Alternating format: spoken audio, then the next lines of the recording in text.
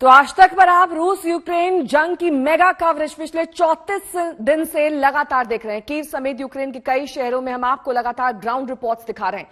अभी हम आपको दिखाते हैं आज तक संवाददाता गौरव सावंत की कीव से भेजी गई ये रिपोर्ट।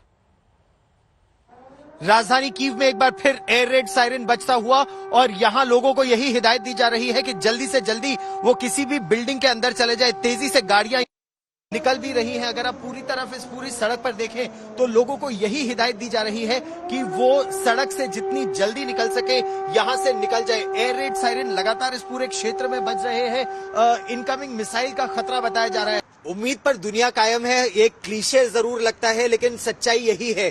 तनाव बहुत ज्यादा है। कर्फ्यू यहाँ पर जैसे ही शाम होती है कर्फ्यू लगा दिया जाता है अगली सुबह तक, और रात में किसी के भी मूवमेंट पर बहुत प्रतिबंध रहते हैं।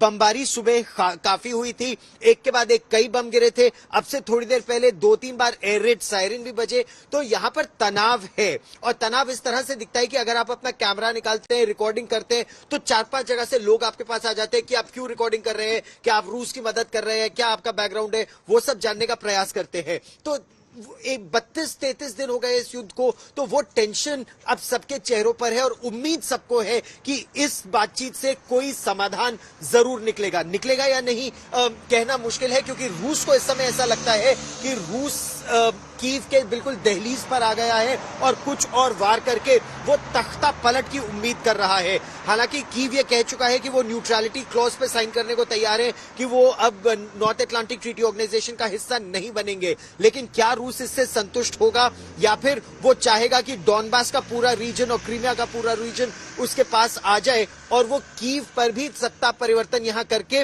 रूस के निकट की कोई सरकार यहां बना पाए। यहां पर भी राष्ट्रपति ज़ेलेंस्की का फिर उनका पूरा भविष्य अंधकारमय हो जाएगा। लेकिन अब देखना यह है देश का भविष्य या उनका अपना भविष्य, किसका पलड़ा आने वाले दिनों में भारी पड़।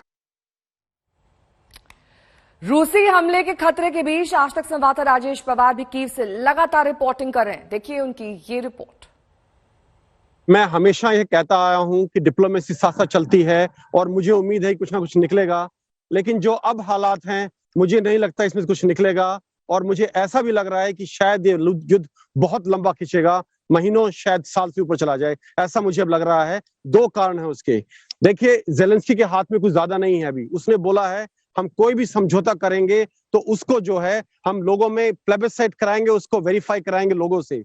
ये अपने आप में होने वाला नहीं है, क्योंकि जब तक कुछ इलाका रूस के नीचे है वो बोलेंगे जो रूस के नीचे का इलाका है वहां प्लेबिसाइट नहीं हो सकता, रूस को पहले बाहर निकलना पड़ेगा, जो अपने आप में नामुमकिन है। और लोग ज्यादातर यहाँ पे जो है, खासकर यंग लोग जो हैं, जब जिनसे मैंने बात की है, वो बोलते हैं कि अगर ज़ेलेंस्की ने किसी तरह का सरेंडर किया या समझौता किया तो हम ज़ेलेंस्की के हुक्म भी नहीं मानेंगे।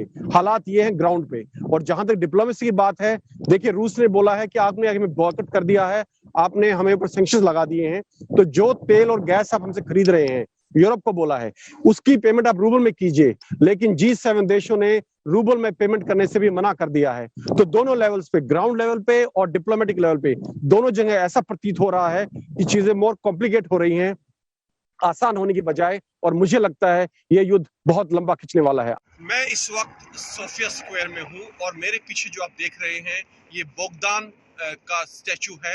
1888 में बना था। कीव शहर की जो कल्चरल हेरिटेज है उसका हिस्सा है, एक इम्पोर्टेंट महत्वपूर्ण हिस्सा है ये।